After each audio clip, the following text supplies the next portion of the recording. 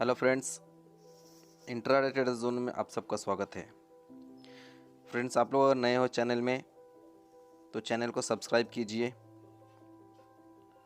Subscribe करने के बाद में जो है यहाँ पे लाइक का बटन है, उसको दबा दीजिए और उसके बाद में आता है बेल आइकन। बेल आइकन को दबाना मत भूलिए, इसको ऑल में कर दीजिए, क्योंकि जब भी हम लोग कोई वीडियो पोस्ट करेंगे तो आप लोगों को साथ से साथ जो है नोटिफिकेशन चले जाए, आप लोगों को कुछ मिस ना हो, कोई कॉल मिस ना हो, कोई अपडेट मिस ना हो। ठीक है। तो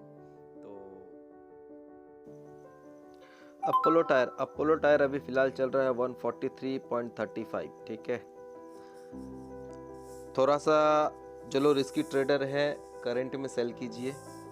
जो लोग शेप ट्रेडर है थोड़ा सा ऊपर आने के लिए आने दीजिए। 2-3 रुपये अगर ऊपर मिले तो सेल कीजिए।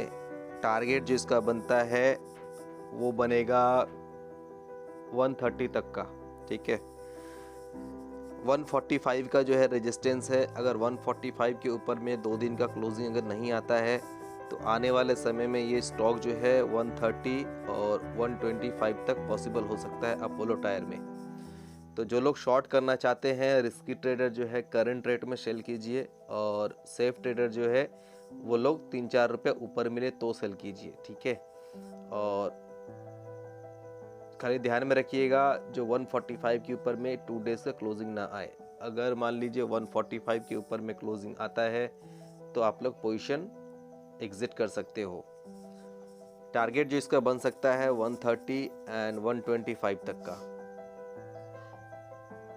SGFC चल रहा है 1971। जो लोग रिस्की ट्रेडर हैं वो लोग करंट में सेल कीजिए। जो लोग थोड़ा सेफ ट्रेडर है तो यहाँ से करीब 25 से 30 रुपये ऊपर आने दीजिए, तब जाकर सेल कीजिए। इसका जो रेजिस्टेंस है अभी 2030 का अराउंड में रेजिस्टेंस है, तो कोशिश कीजिए 1990 से 2000 के बीच में सेल करने के लिए, जो लोग सेफ ट्रेडर हैं। और टारगेट जो इसका बन सकता है वो है 1930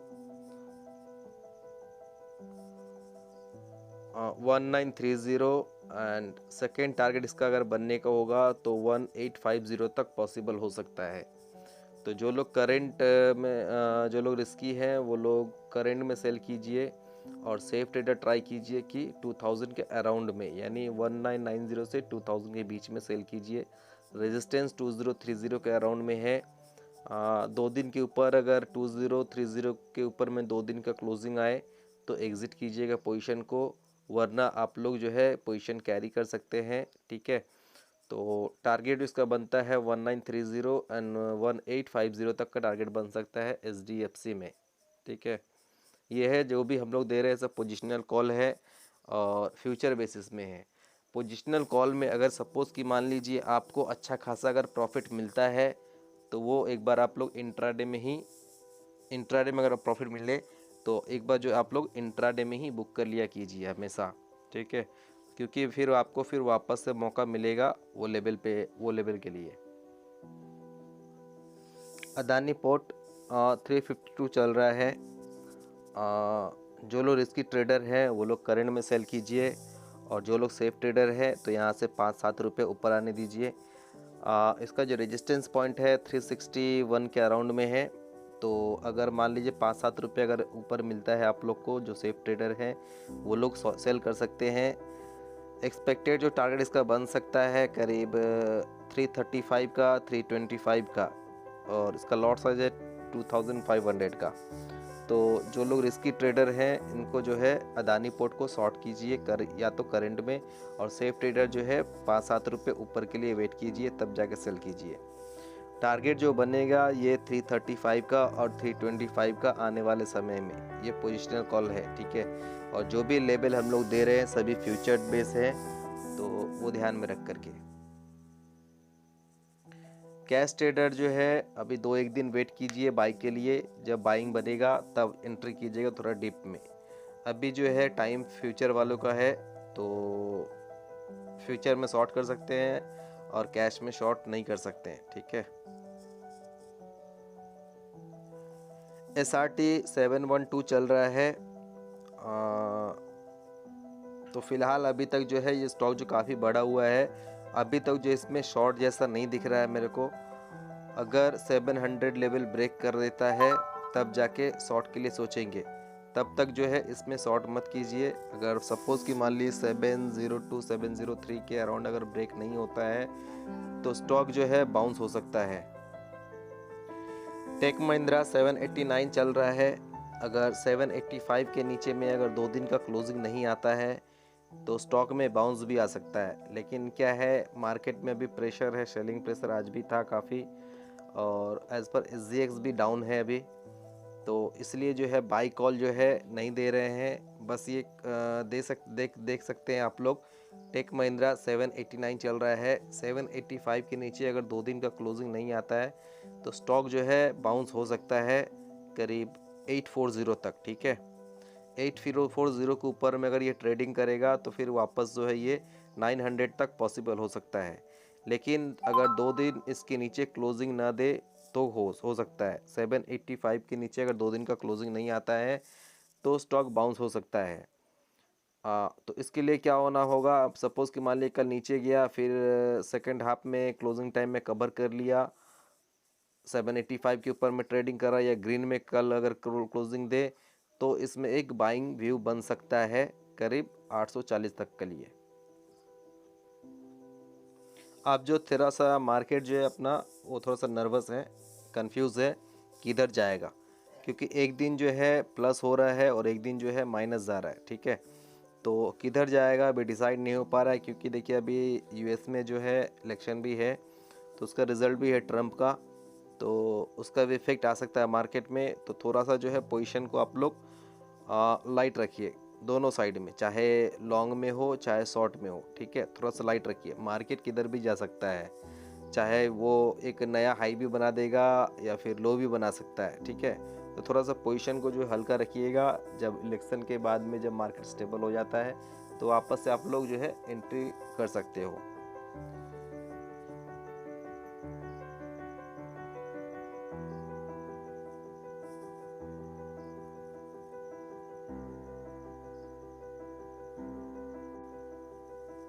बैंक निफ्टी जो है अभी चल रहा है फिलहाल 24,500। इसका जो नीचे सपोर्ट है वो 24,000 की सपोर्ट है और उसके नीचे है 23,600 के अराउंड सपोर्ट है। अगर इस लेवल को सेव करता है तो वापस जो है बैंक निफ्टी में बाइंग आ सकता है ऊपर की तरफ, ठीक है। अगर नीचे वाला लेवल को सेव नहीं करता है तो प्रॉफिट बुकिंग भी आ सकता है।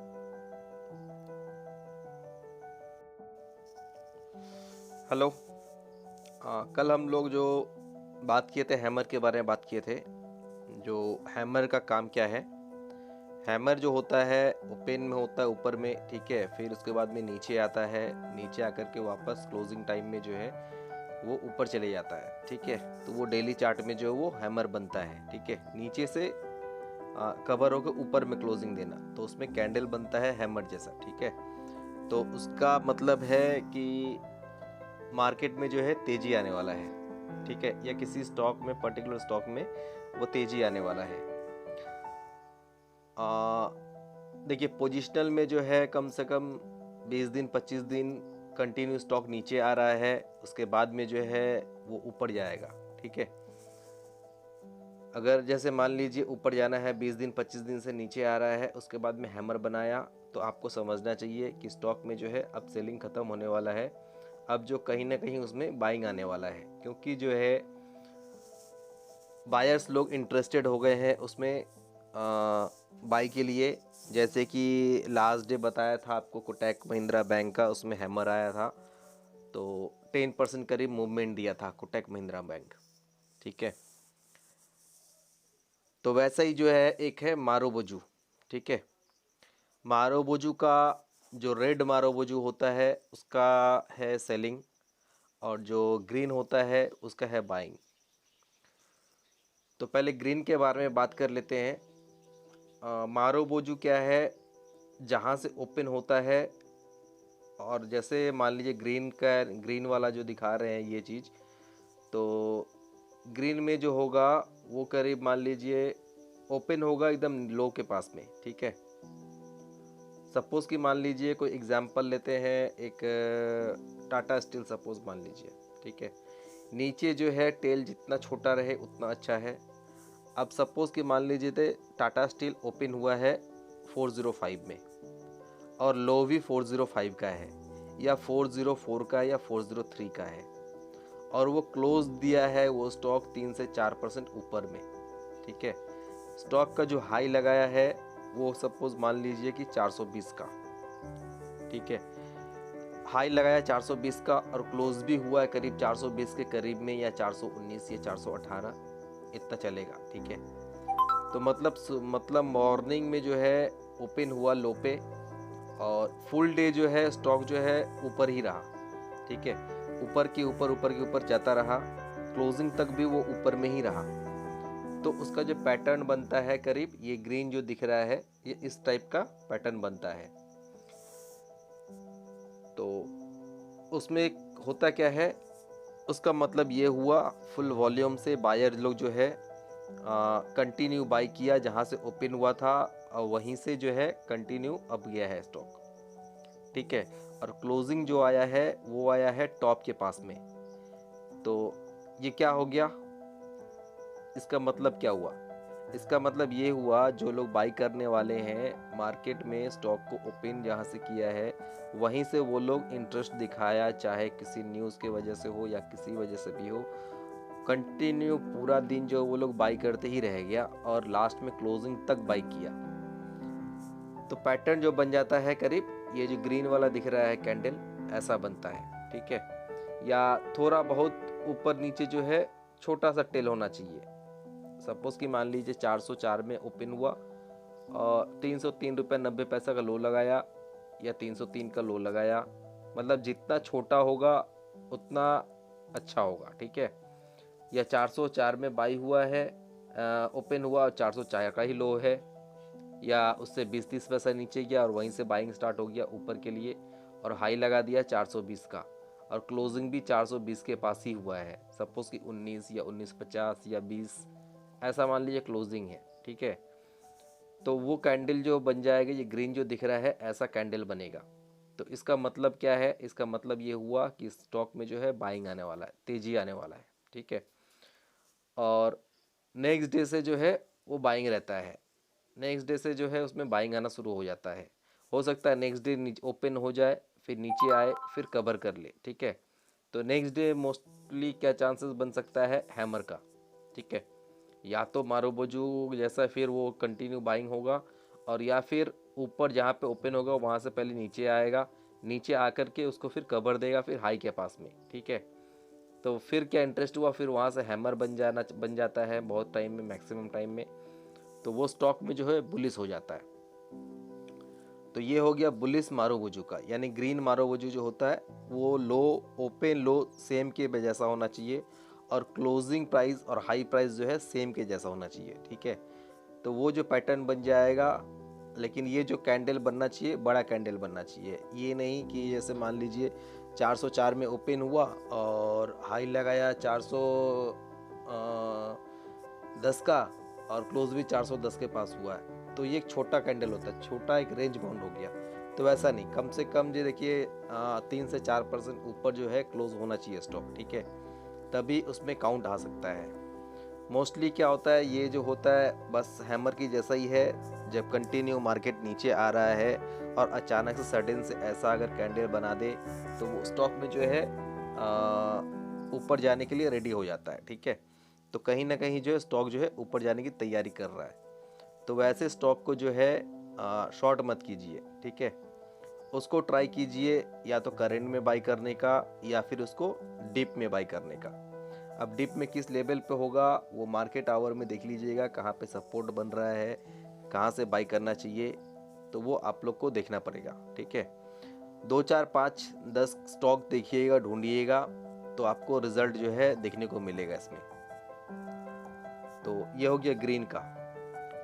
और रेड जो मारूबोजू है इसका मतलब क्या है, इसका मतलब है सेलिंग के लिए।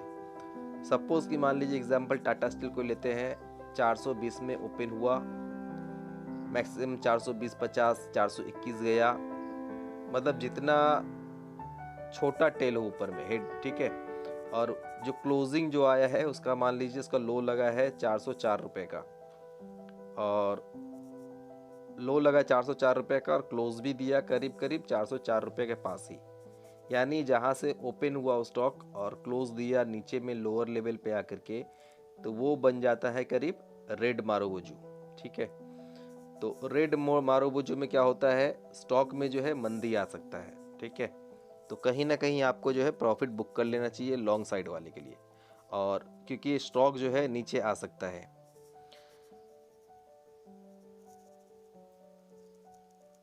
तो इसमें जो है जैसे कि ग्रीन वाला में जो है ओपन और लो करीब करीब सेम रहना चाहिए और क्लोजिंग और हाई प्राइस करीब करीब सेम रहना चाहिए। वही ठीक उसके उल्टा है, ओपन और हाई प्राइस करीब करीब सेम रहना चाहिए और क्लोजिंग और लो प्राइस करीब करीब सेम रहना चाहिए। ये जो देखिए परफेक्टली काम तभी करता है जब कोई स्टॉक कंटिन्यू बाई हो रहा है, मतलब 8 दिन 10 दिन 15 दिन 20 दिन से कंटिन्यू स्टॉक बाई हो रहा है और उस टाइम में एक ऐसा कैंडल बना दिया। ठीक है, तो ये हो जाता है रेड मारुबुजू, जिसका मतलब है कि स्टॉक में जो है अब प्रॉफिट बुकिंग का टाइम आ गया है, तो कहीं ना कहीं जो है स्टॉक में जो है सेलिंग आ सकता है।